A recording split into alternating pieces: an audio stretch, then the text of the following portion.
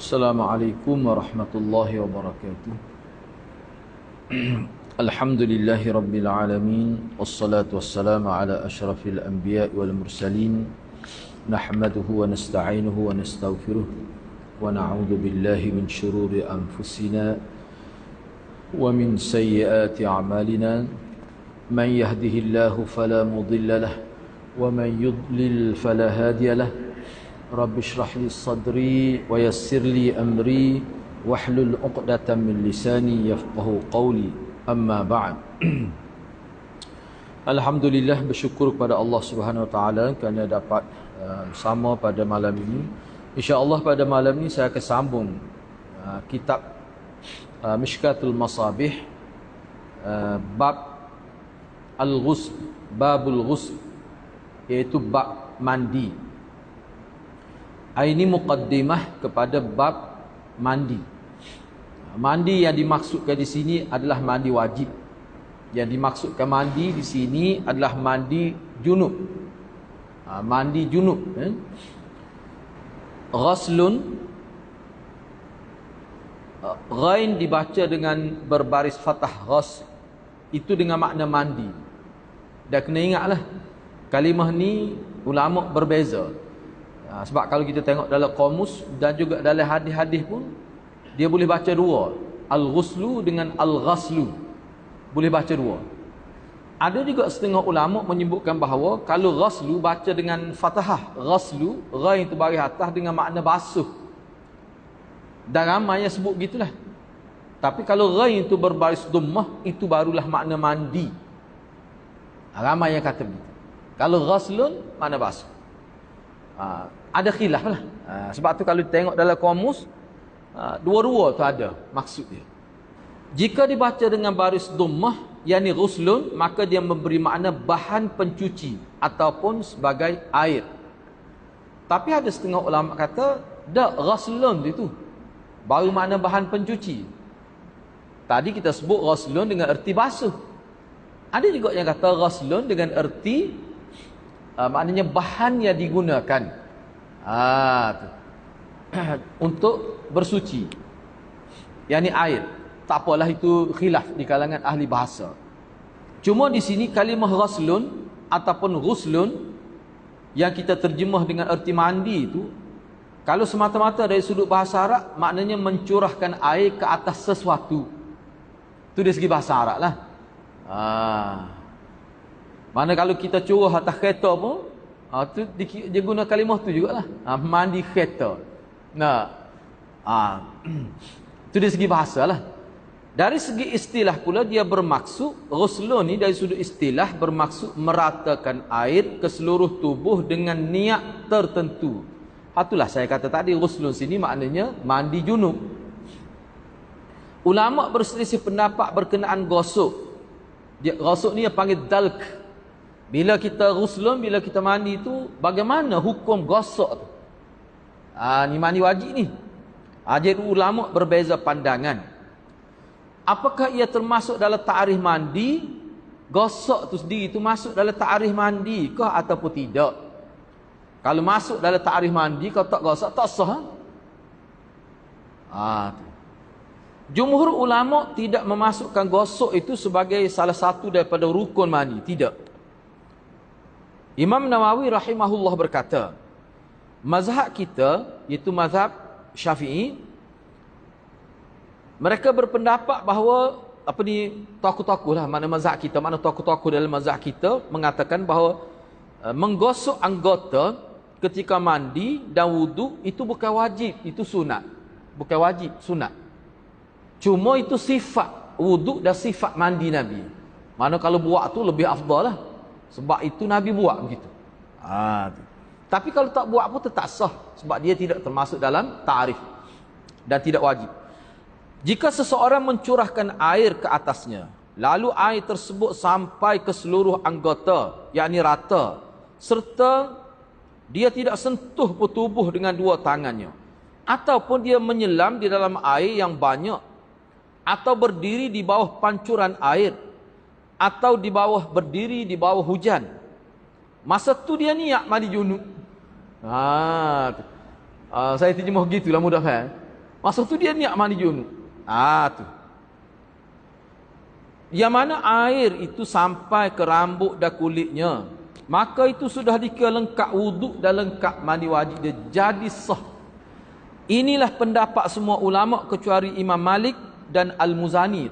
Ini antara orang kanan Imam Syafi'i, tokoh anak murid Imam Syafi'i. Dia kata tak. Bahkan mereka berdua, yakni Imam Malik dan Al-Muzani, mereka berdua mensyaratkan kena gosok, barulah sah mandi dan sah wuduk. Orang lain sekadar kata afdal, ya, lebih afdal, lebih baik, tapi tidaklah kata wajib. Tapi Imam Malik dengan Al-Muzani tokoh besar dari mazhab Syafi'i. Dia kata tak syarat, ketidak tak sah. Kena gosok. Gitu. Baik, sekarang ni kita masuk al-faslul awal. Fasal pertama.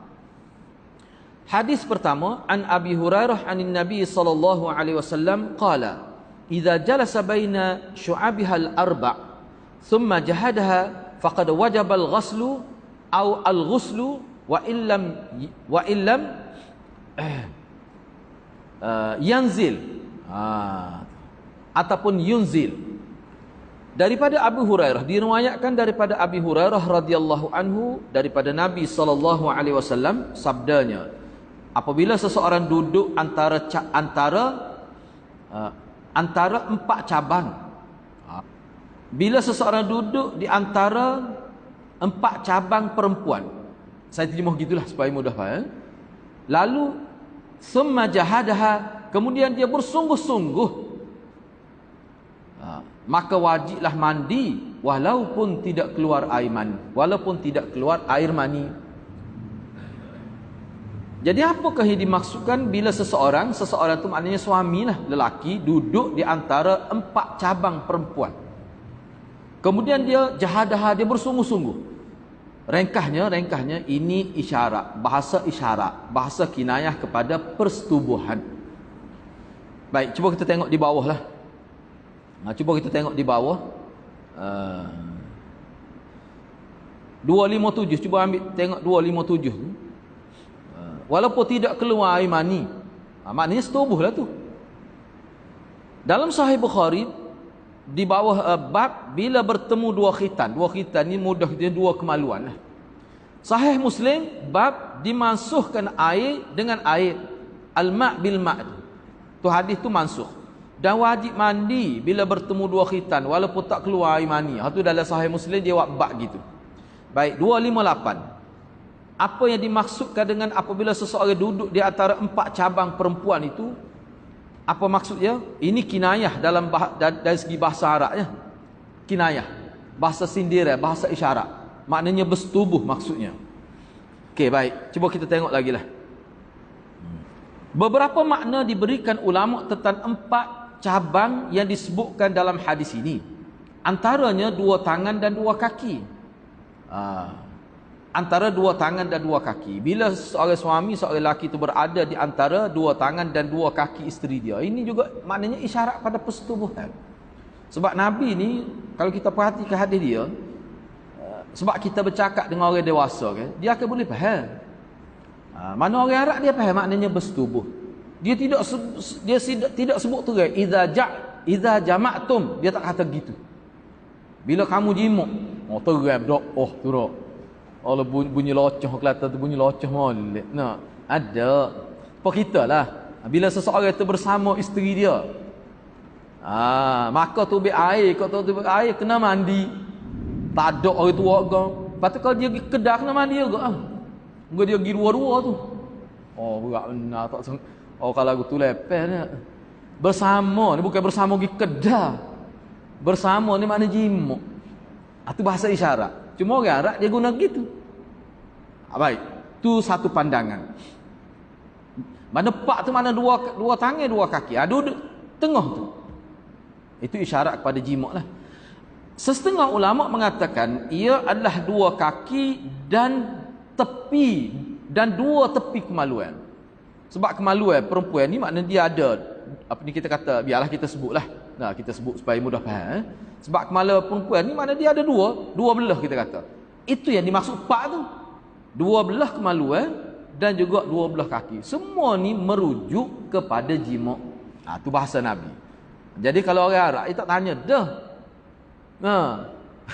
Kalau orang sama-sama orang Arab dia tak tanya dah tu. Dia tahu selalu dah. Supaya kita kecek Melayu lah. Bila demo bersama rutin demo, kena buat gini, kena baca doa gini-gini. Maknanya setubuh lah tu. Nak setubuh. Orang kita faham, orang Melayu faham tu. Cuma hurah ni sebab kita tidak Melayu. Takut tak faham apa maksud dia sebenar ni. Banyak kita jumpa dalam hadis Nabi guna, sebab menggunakan bahasa Arab, Nabi guna kalimah-kalimah yang ma'ruf dalam penggunaan Arab dari segi balarah itu. Baik. Ungkapan ini adalah merupakan kinayah atau sindiran kepada kemasukan alat kelamin lelaki ke dalam alat kelamin perempuan ketika hubungan sulit itu. Hubungan sulit itu dia isyarat kepada jimat juga, hubungan sulit antara suami isteri. Bukan sulit ni sulit mana, jangan faham hubungan sulit ni maknanya bisik selu-selu. Orang tak tahu. Tidak begitu maknanya. Kita orang Melayu boleh faham lah tu. Tu. Tapi kalau dia kata dia tu nampak ada hubungan sulit dua tu. Tak semesti jimat tu. Moga bukan suami isteri tu. Tu. Nampaknya kita kata apa ni, guru besar kena belur kanan ni nampak rapat benar aku ada hubungan sulit dua tu, padahal sama jatah tu. Tu bukan makna jimat tu. Bukan. Nak ayatnya ada tu isu yang berkait dia dengan dua tu benda-benda penting. Adalah tu. Orang lain tak tahu. Dia isyarat. Tapi sini maksudnya jimat. Hadis ini menunjukkan bahawa semata-mata berlaku persetubuhan antara suami dan isteri. Dia menyebabkan kedua-dua tu berada dalam keadaan junub dan wajib mandi walaupun tak keluar air mani. Keluar air mani bukanlah syarat wajib mandi. Sebab kalau kita tengok dalam syarah-syarah hadis, maknanya perkara ni banyak berlaku kepada orang perekat usia, orang panggil lanjut usia lah, melakukan persetubuhan tiba-tiba tak keluar air mani. Ini biasanya berlaku kepada orang yang perekat usia tua lah. Bukan semua tapi kerap begitu. Itu disebut. Ada juga kepada orang muda pun berlaku gitu, ada juga. Ada juga gitu. Baik, di zaman awal Islam pernah berlaku. Ini di zaman sahabat maksudnya. Di zaman awal Islam, yakni zaman sahabat, pernah berlaku perselisihan di kalangan sahabat tentang masalah ini. Terdapat beberapa riwayat tentang perselisihan tersebut. Seperti contoh di sini Al-Fadhil Ustaz Nasir ini dia kemukakan contoh kata-kata Imam Tahawi. Cuba tengoklah sini. An Ma'mar bin Abi Habibah qala sami'tu Ubaidah bin Rifa'ah Al-Ansari yaqul kunna fi majlisin fihi Zaid bin Thabit fatadhakarna al-ghusla min al-inzal faqala Zaid ma ala ahadikum idza jama'a falam yanzil illa an yaghsila farjah wa yatawadda wudu'ah lis-salah faqama rajulun min ahli al-majlis fa'ata Umara fa akhbarahu bidzalik faqala Umar lirrajul idhhab anta binafsik fa'tini bih hatta yakuna anta ash-shahida alayh fadhahaba faja'a bihi wa inda Umar nasum min ashabi Rasulillah sallallahu alaihi wasallam فيهم علي بن أبي طالب ومعاذ بن جبل رضي الله عنه فقال عمر أنت عدو نفسك تفتي الناس بهذا فقال زيد أم والله ما ابتدعته ولكني سمعته من عمايا رفاعة ابن رافع ومن أبي أيوب الأنصاري. Kena baca Rafi'i tu Rafi'i, kena baca Rafi'i. Faqala Umar liman indahu min ashabin Nabi sallallahu alaihi wasallam ma taqulun fakhtalafu alaihi faqala Umar ya ibadallah faman as'alu ba'dakum wa antum ahlu badrin al-akhyar faqala lahu Ali ibn Abi Talib fa'arsil, atau kena baca fa'arsil. Ni fi'il amar. Fa'arsil ila azwajin Nabi sallallahu alaihi wasallam fa innahu in kana syai'un min dhalik zaharat alih. Fa'arsala, tu kena baca fa'arsala. Fa'arsala ila Hafsah fas'alaha faqalat la ilma li bidzalik. Thumma arsala ila Aisyah radhiyallahu anha faqalat idza jawazal khitanu al khitana faqad wajabal ghuslu. Faqala Umar radhiyallahu anhu inda dzalik la a'lamu ahadan fa'lahu thumma lam yaghtasi illa ja'altuhu nakalan.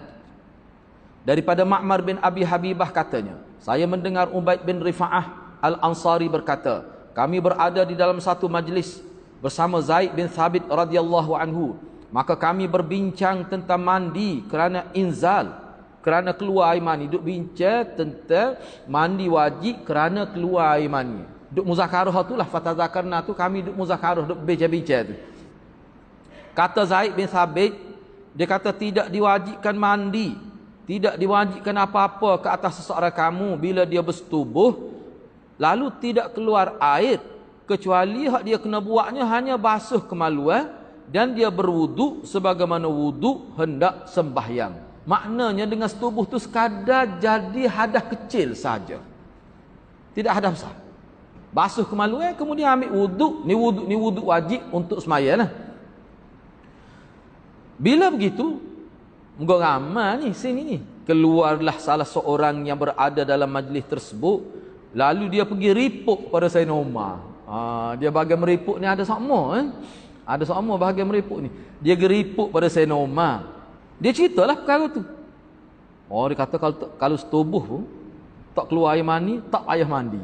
Tu dia cerita, basuh kemaluan agak ambil wuduk gitu. Tu Umar pun terus kata kepada dia, ni anak terjemah kut bahasa kita mudah faham.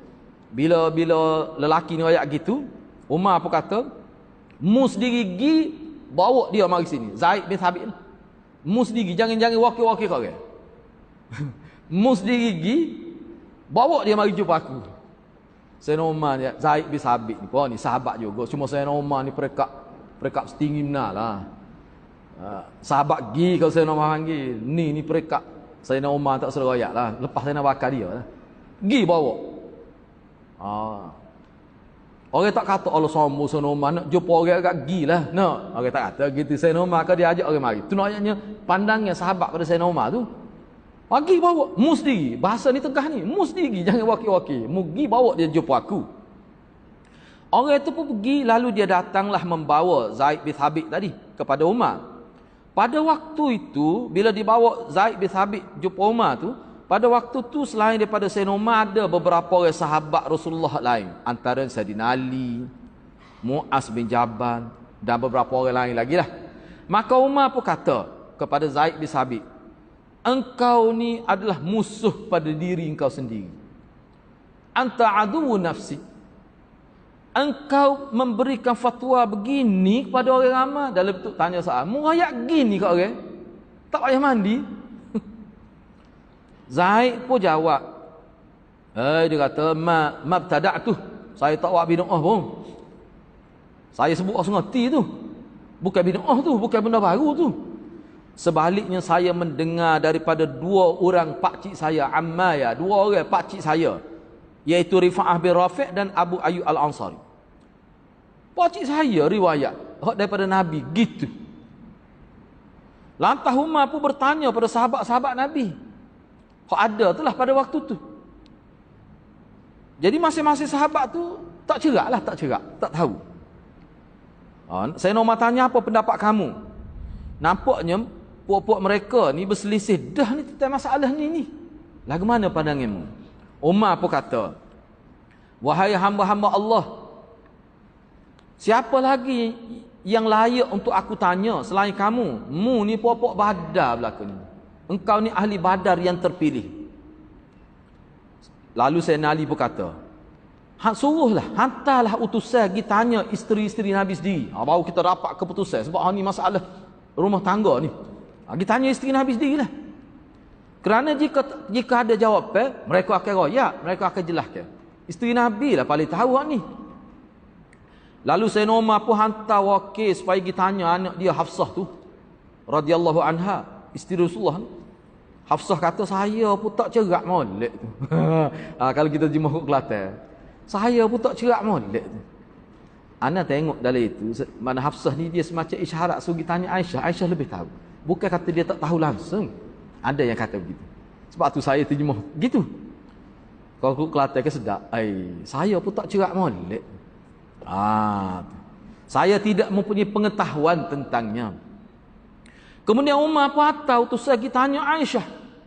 Pergi tanya Aisyah radhiyallahu anha. Maka Aisyah pun jawab.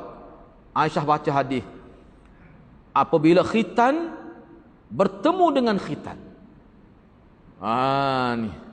Apabila kemaluan bertemu dengan kemaluan.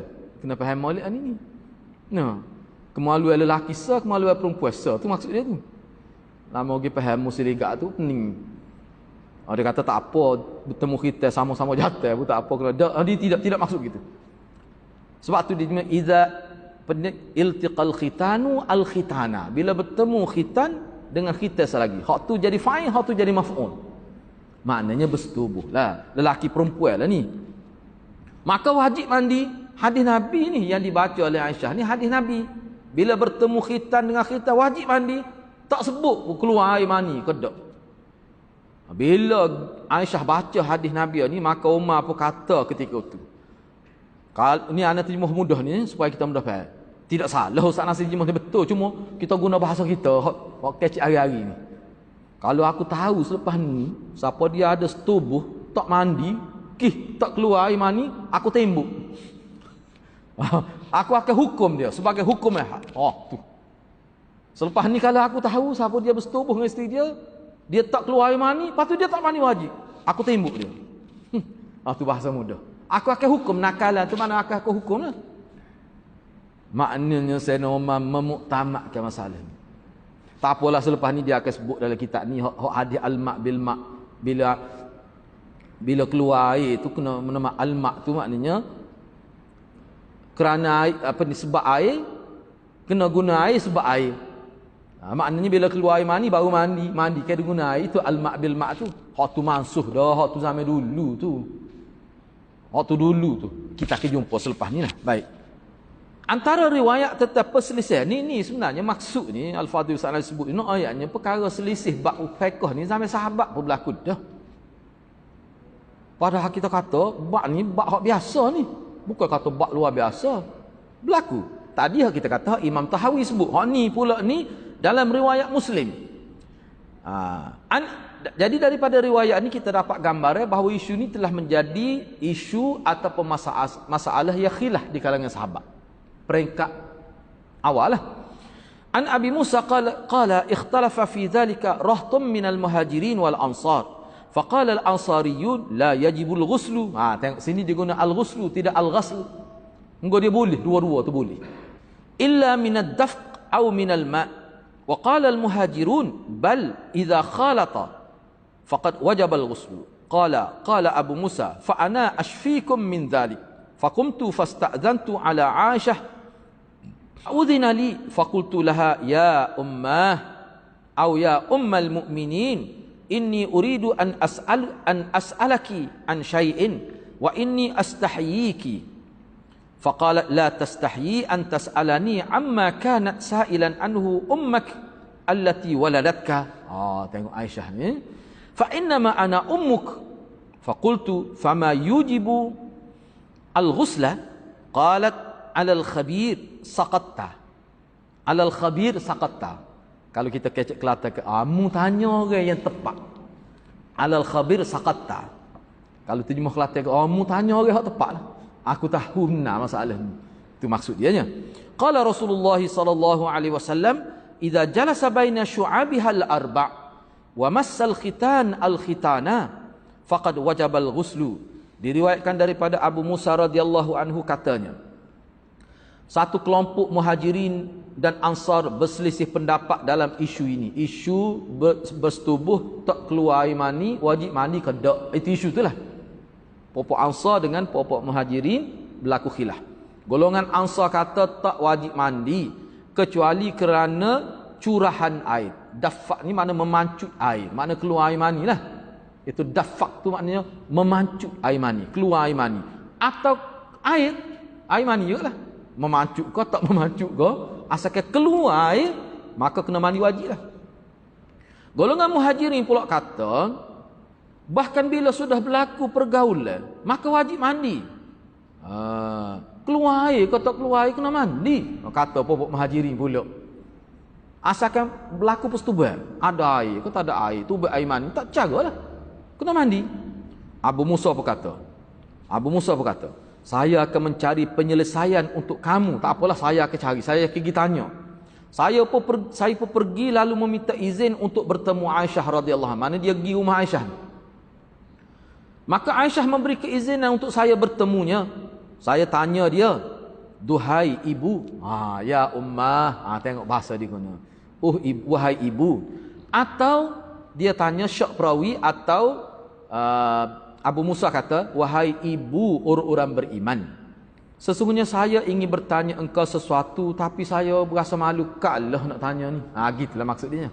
Nak tanya juga, tapi rasa malu ni rakyat lalu lah. Aisyah pun kata, jangan malu untuk bertanyaku tentang sesuatu yang engkau bertanya ibumu yang melahirkan. Dia terjemah gini, saya tambah sikit. Jangan malu untuk bertanyaku tentang sesuatu yang mana kalau kamu tanya ibu kamu, seperti mana kamu tanya ibu kamu. Kayak kita dengan ibu kita, kan? Tanya apa-apa, tak malu. Lagu tu juga, aku ni ibu kamu. Kena anggap gitu. Tanyalah, tak suruh malu. Sebab aku ni adalah ibu engkau. Isteri Nabi ni haram dikahwini oleh sesiapa lepas hari itu. Saya pun kata Abu Musa, apakah yang mewajibkan seorang mandi? Seseorang itu jadi mandi wajib itu sebab apa? Dia tanya tu. Aisyah pun jawab, engkau telah menemui ahlinya. Jawablah, kalau mu tanya tepatlah tanya aku, sebab aku tahu ni. Tahu tu maksud apa? Dalam huraian hadis, dia ada hadis tentang soalan ni. Dia jawab tu pun guna kata-kata Nabi. Dia kata mana? Rasulullah telah bersabda. Dia mari lalu. Kata-kata Nabi lalu. Dia tak kata Tok Guru hamba kata gini. Dia tak kata. Bahkan dia kata Rasulullah kata. Bila seseorang duduk antara 4 cabang perempuan dan bertemu khitan lelaki dengan khitan perempuan, maka wajib mandi. Tak sebut tubik air ke tak tubik air.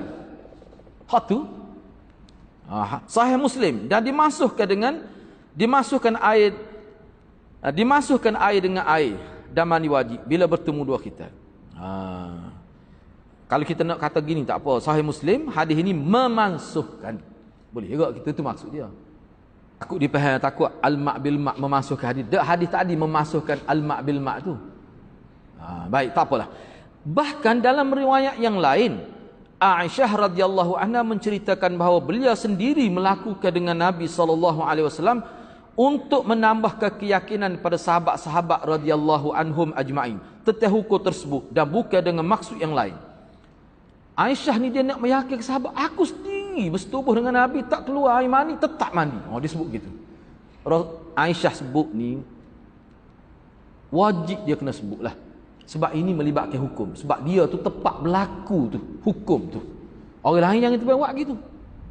Kita pun tak boleh tanya, demo lagu mana? Tak boleh. Biadab tu gitu tu. Ni tak apa, kalau dia tak ayat kita nak tahu kan hukum. Ni orang panggil hadis sebab dia kata dia buat dengan Nabi. Dia bersetubuh dengan Nabi. Hadis saja. Baik. Cuba tengok di sini. Maknanya Aisyah sebut ni lagi terang lah. Ana Aisyah zaujin Nabi sallallahu alaihi wasallam qalat idzal taqal khitanan faqad wajaba al-ghuslu. Fa'altuhu ana wa Rasulullah sallallahu alaihi wasallam faghtasalna. Daripada Aisyah radhiyallahu anha, isteri Nabi sallallahu alaihi wasallam katanya, bila bertemu dua khitan maka wajiblah mandi. Saya sendiri melakukannya bersama Rasulullah, lalu kami mandi. Makna daripada hadis ini ulama kata ada persetubuhan yang berlaku di antara Nabi dan Aisyah ni, tak keluar air mani tetapi tetap dia mandi wajib. Ini dalil. Baik, berdasarkan kepada dalil-dalil dan kesepakatan sahabat, maka ulama sepakat bahawa wajib mandi kerana semata-mata hubungan di antara suami isteri tersebut. Sepakat. Imam Nawawi menjelaskan hukum tersebut, iaitu ni kita jumpa dah dulu dalam kitab Taharah masa Sunan Nasa'i. Adalah beberapa ulama, sebab tu dia tidak kata ijma', sepakat ni muttafaq. Tidak ijma' sebab ada juga yang kata dak, dia pergi hak lama. Tapi hak tu pendapat sangat terpencil lah. Imam Nawawi menjelaskan hukum tersebut dengan katanya, yang mewajibkan mandi ialah memasukkan hasyafah ke dalam faraj. Keluar mani, haid dan nifas. Kalau hak ni berlaku, hak ni kena mandi wajib. Maknanya bersetubuh tu tahap mana? Kita kata tenggelamnya hasyafah. Hasyafah ni kalau kita sebut bahasa kita ni lah supaya mudah faham. Sebab kita belajar ni, okay? Kita sebut sebagai kepala zakar itu. Sekadar tu saja tenggelam dalam faraj perempuan, sudah dikira bersetubuh, wajib mandi dah tu. Wajib mandi dah. Datang selepas suci daripada haid dan juga suci daripada nifas, semua ni kena mandi wajib. Memasukkan hasyafah, yakni kepala zakat, mewajibkan mandi berdasarkan hadis yang diriwayatkan oleh Aisyah radhiyallahu anha bahawa Nabi SAW bersabda. Sebab kita nak sebut hukum, sebab tu kalau kita perhatikan hadis ulama kita ni, kalau dia kecek bab biasa ni, dia cuba berkias. Tetapi dalam bab hukum secara spesifik, dia tak boleh. Kalau dia kata sebab sekadar masuk zakat, masuk setakat mana? Sebut selalu, sebab ada hadis. Berdasar pada hadis. Hukum ni tak boleh. Lama orang jadi tak jelas pula. Memasukkan hasyafah mewajibkan mandi berdasarkan hadis diriwayatkan oleh Aisyah radhiyallahu anha bahawa beliau menyebutkan bahawa Nabi SAW bersabda, bila bertemu dua khitan maka wajiblah mandi. Itu dari Nabi sendiri sebut. Bertemu dua khitan tu, maksud bertemu dua khitan tu maknanya tenggelam hasyafah ke dalam faraj. Hasyafah tu maknanya bukan keseluruhan zakar itu. Hak dia, hak paling minimalnya adalah tenggelam hasyafah ke dalam faraj. Khitan lelaki iaitu hasyafah ialah apa maksud kita kata khitan lelaki tu? Yang dikatakan khitan itu iaitu hasyafah. Khitan tu maksudnya hasyafah, iaitu kulit atau kepala zakar yang tinggal selepas berkhitan. Maknanya bila dibuat kulit itu makna tidak terselindung kepala zakar. Itu makna khitan. Kena sebut gitulah muka belajar fiqh.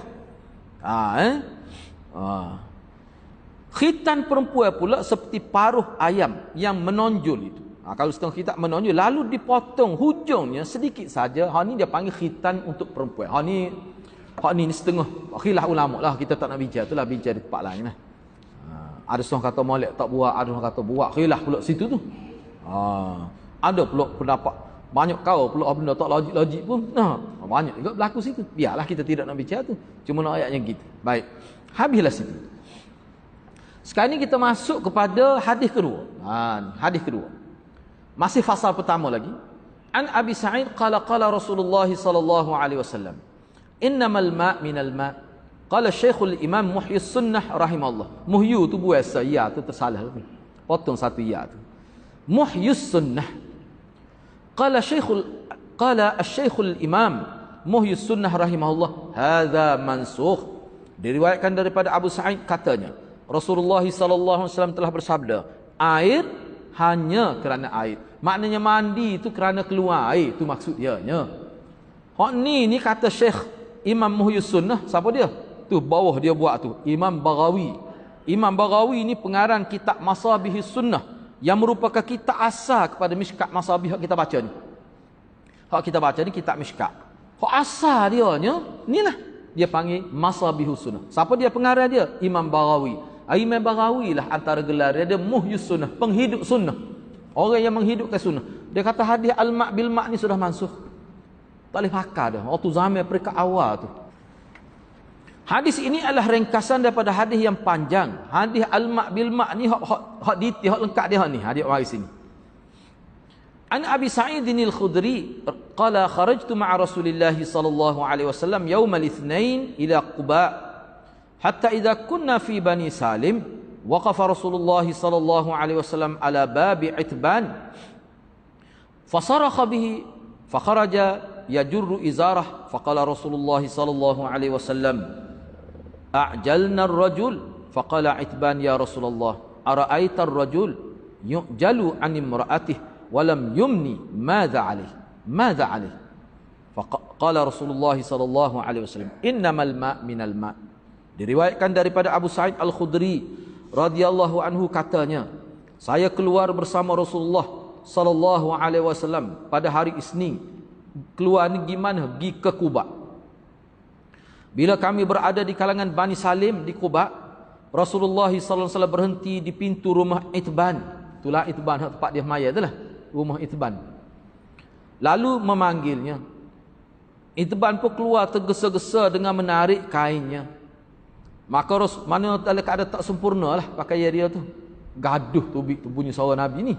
Maka Rasulullah pun kata, kita ni telah menyebabkan orang ni keluar tergesa-gesa sampai kain pun tak betul pakai ni, seolah-olah begitulah. Itban radhiyallahu anhu pun bertanya, wahai Rasulullah, Itban pun tanya, wahai Rasulullah, apa katamu tentang seseorang yang bersegera meninggalkan isterinya dalam keadaan belum keluar mani? Hak ni maknanya bersetubuh tiba-tiba ada kecemasan, maknanya selesai persetubuhan itu dalam keadaan tidak inzal, tidak keluar air mani. Tu. Dia begini hak ni dia ada satu bentuk zaman dululah. Dia bersetubuh dengan isteri dia. Maknanya ada yang buat gitu. Dia tak sianak. Jadi dia bila sekat nak sampai ke klimaks dia, tu dia cabut malu dia. Mana tak keluarlah air mani tu.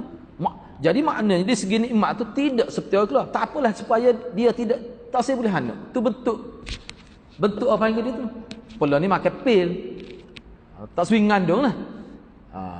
Lagu mana tu? Kalau buat kerjaan lagu tu. Ada selagi tu dia inzal di luar. Dia buang air mani tu di luar farah isteri dia.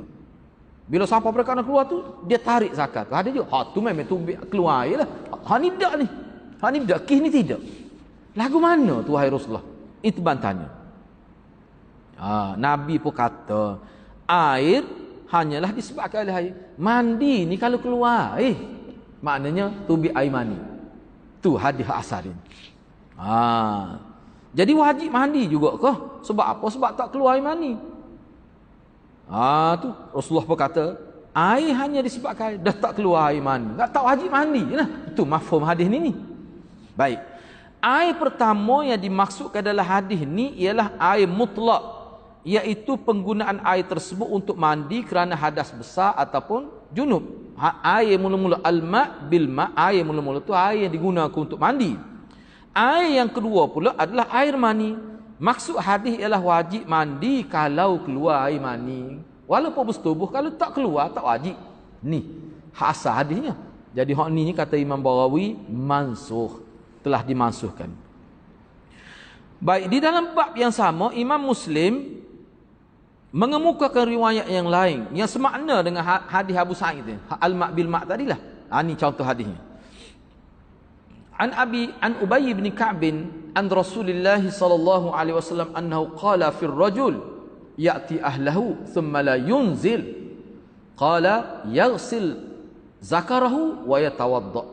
Daripada Ubay bin Ka'ab daripada Rasulullah sallallahu alaihi wasallam bahawa baginda bersabda tentang seseorang yang mendatangi isterinya.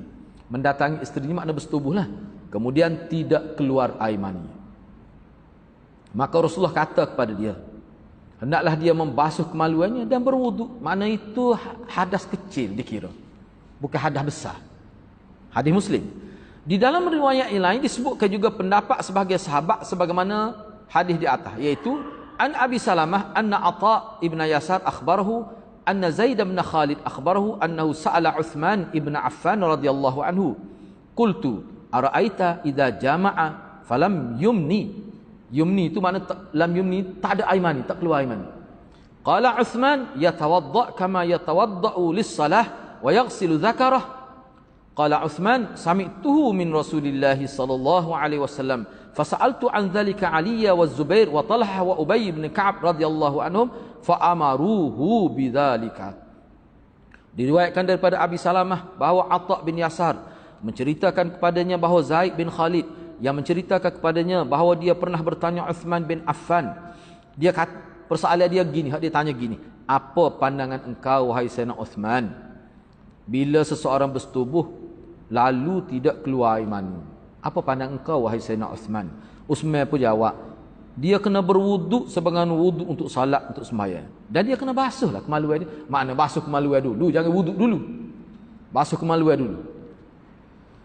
Umar pun kata, saya kata gitu tu sebab saya dengar Rasulullah sendiri sebut. Rasulullah sebut gitu. Baik. Selepas itu, kata Zaid bin Khalid, saya tanya pula perkara tersebut kepada sahabat lain. Ali bin Abi Talib, Zubair, Talhah dan Ubay bin Ka'ab. Mereka pun kata gitu juga. Supaya Sayyidina Utsman ayat tu lah. Maknanya sahabat-sahabat utama ni Ali, Zubair ni dan juga Talhah, Ubay bin Ka'ab. Dia supaya pendapat dengan Sayyidina Utsman. Tak payah mandi lah. Kalau tak keluar air kan. Hadis-hadis ini menunjukkan bahawa mandi kerana bersetubuh hanya wajib setelah keluar air mani. Ianya berbeza dengan hadis pertama dan yang semakna dengannya. Kerana itu terdapat perbezaan pendapat di kalangan ulama tentang masalah ini. Jumhur ulama termasuk imam empat mazhab berpendapat hukum berdasarkan hadis ini telah dimansuhkan berdasarkan hadis-hadis yang lain sebagaimana yang telah dijelaskan dalam hadis pertama. Dia gini kalau kita baca dalam huraiah detail, ulama dia pertikaikan. Awak nak pasti macam mana tu? Hak Nabi kata bila bertemu dua khitan maka mandi, tak sebut keluar air mani. Awak nak bila kita nak kata masuk, kita kena pasti hak tu hak akhir. Hak latest hak mana? Bau dia boleh jadi nasikh. Tu antara perbincangan lah. Baik, tak apalah. Imam Nawawi menjelaskan hukum tersebut dengan kata, sebab tu ada juga sebahagian kecil ulama kata tak kekal tu. Tak apa, kita baca dulu sikit ni. Panjang juga ni. Kata Imam Nawawi menjelaskan hukum tersebut dengan katanya, ketahuilah bahawa umat telah sepakat sekarang ini. Imam Nawawi kata ketahuilah bahawa umat telah sepakat sekarang. Zaman dia lah, zaman Imam Nawawi. Tentang wajib mandi disebabkan persetubuhan walaupun tidak berlaku keluar air mani. Mereka juga sepakat tentang wajibnya disebabkan keluar air mani. Kalau keluar air mani pun kena mandi, tak keluar kena mandi. Jadi sini ni sebab itulah kita bincang dari Sunan Nasa'i dulu. Al-ma' bil ma'ni, Nabi sebut orang mimpi. Dia mimpi bukan setubuh, mimpi setubuh ni bukan setubuh ngerti, mimpi. Ataupun tak mimpi pun bangun esok tengok, bukan dia kena tu air mani tu. Tak setubuh pun bila keluar air mani tetap kena mandi wajib juga. Hadis tu dia merujuk pada hak tu. Adapun hadis al-khitan tadi dia merujuk pada bersetubuh. Hak tu pun kalau tak keluar air mani pun kena mandi juga. Apatah lagi kalau setubuh keluar air mani nah budak lagilah kena mandi. Ada yang kata begitu. Jadi makna kalau kita kata gitu, makna pendapat hadis kedua-dua boleh pakai semua. Tak ada masalah. Itu ada juga yang kata begitu. Hak tu nak ayatnya orang hak tak setubuh tapi tubik juga air mani. Tu kena mandi. Misalnya mimpi ke? Nah. Tu. Pernah segolongan sahabat ni kata Imam Nawawi lagi ni. Pernah segolongan sahabat berpendapat bahawa tidak wajib mandi kecuali dengan sebab keluar air mani. Kemudian sebahagian mereka telah meninggalkan pendapat tersebut dan berlakulah jima' selepas itu. Dalam bab ini terdapat hadis hanya air disebabkan oleh air bersama hadis Ubay bin Ka'ab radhiyallahu anhu daripada Rasulullah sallallahu alaihi wasallam tentang seseorang yang mendatangi isterinya kemudian tidak keluar air mani, bahawa dia hanya perlu basuh kemaluan dan berwudu. Di dalam bab ini juga terdapat hadis yang lain, iaitu bila seseorang duduk antara cabang perempuan yang empat kemudian dia mengerjakannya, yakni bersungguh-sungguh makna melakukan persetubuhan, maka wajiblah mandi walaupun tidak keluar air mani. Ada belaka jenis hadis. Ulama berkata amalan adalah berdasarkan hadis ini. Hadis kata asal bertemu dua khitan itu tubik air mani ke tak cara, tetap kena mandi. Jumhur dari kalangan sahabat dan ulama selepas mereka berpendapat bahawa hadis air adalah disebabkan oleh air telah dibatalkan hukumnya oleh hadis tadi. Hadis idzal taqal khitan al khitana. Mereka maksudkan pembatalan hukum tersebut iaitu mandi kerana persetubuhan tanpa keluar air di peringkat awal telah dimansuhkan lalu jadi iaitu tidak wajib. Telah digudukan iaitu tidak wajib. Hak tidak wajib itulah, hak tidak wajib mandi tu kalau tak keluar air, hak tu gugur. Kemudian selepas itu dia menjadi wajib juga walaupun tak keluar air mani pun. Ibnu Abbas radhiyallahu anhu dan selain Ibnu Abbas sependapat bahawa hadis air adalah disebabkan oleh air tidak dibatalkan hukumnya. Tetap jalan hak tu. Sebaliknya ialah hukum berkaitan dengan mimpi. Seperti saya sebut tadi lah. Tak ada masuk-masuk pun. Hak ni keadaan berbeza ni. Ibn Abbas kata hak tu hukum berkait dengan mimpi. Iaitu tidak diwajibkan mandi jika seorang itu hanya bermimpi saja tanpa keluar air mani. Tapi kalau mimpi keluar air mani, hak tu tetap kena mandi. Hukum ini berterusan tanpa sebaran keraguan. Dua jawab. Sepuh hak bersetubuh tadi, dah tak keluar air mani pun kena mandi. Tapi mimpi bersetubuh, tak keluar air mani, tak payah mandi. Itu dia nak ayatnya. Dua jawapan diberikan ulama berkaitan hadis Ubay bin Ka'ab radhiyallahu anhu. Pertama, ia dimasukkan. Ada yang kata dimasukkan. Kedua, tidak dimasukkan. Tapi berkaitan dengan seorang berseronok dan bersentuh-sentuhan dengan isteri di tempat selain kemala. Wallahualam. Ni misalnya dia duduk goa dengan isteri dia, tiba-tiba tak setubuh. Cuma keluar air mani. Kena mandi juga tu. Hadis itulah pakai al-ma' bil-ma' tu. Okey, saya ambil sedikit lagi lah, kita habiskan sedikit lagi. Seorang tabi'i mengisyaratkan bahawa terdapat perselisihan pendapat pada zamannya dan berpegang pada pendapat yang berhati-hati, yakni bercermat adalah lebih baik sebagaimana yang disebutkan dalam Musannaf Abdul Razzaq. An Atha anna Aisyah qalat idzal taqal khitanan wajabal ghuslu qala Atha wala tatibu nafsi idzal taqal khitanan wa illam uhrikil ma' hatta aghtasila bil ma' min ajli ikhtilafin nas hatta akhudha bil wuthqa. Daripada Atha bahawa Aisyah radhiyallahu anhu berkata, bila bertemu dua khitan wajiblah mandi. Atha pun kata, tidak tenang hati saya. Kata Atha, hati saya jadi tak tenang bila bertemu dua khitan, walaupun aku tidak keluar mencurahkan air itu, walaupun tak keluar air mani, sehingga aku mandi dengan air. Maknanya kalau bersetubuh, bila tak keluar air, tiba-tiba tak payah mandi. Aku tak tenang dengan pendapat tu. Jadi hati aku tenang bila aku pergi mandi baru jadi tenang. Nak ayatnya zaman tabi'i pun khilaf dah ni. Khilaf dah. Tapi aku tak sik kena mandi juga, bau hilang rasa geduk-gedak dalam hati. Tu. Gitulah maksudnya. Ini disebabkan perbezaan pendapat di kalangan ulama, lalu aku berpegang dengan pendapat yang lebih cermat, lebih teguh, iaitu mandilah. Dia ambil keputusan mandi, hati dia lebih tenang. Itu maksud dia. Kemudian hadis yang ketiga itu kita bincang minggu hadapan insya-Allah. Minggu hadapan ni berapa bulan? Awal ada. Selepas tu dah. Selepas tu insya-Allah. Jadi kita berhenti setakat tu dulu. Mudah-mudahan Allah berkati kita semua. Aku qouli hadza wa astaghfirullahal azim li wa lakum. Wassalamualaikum warahmatullahi wabarakatuh.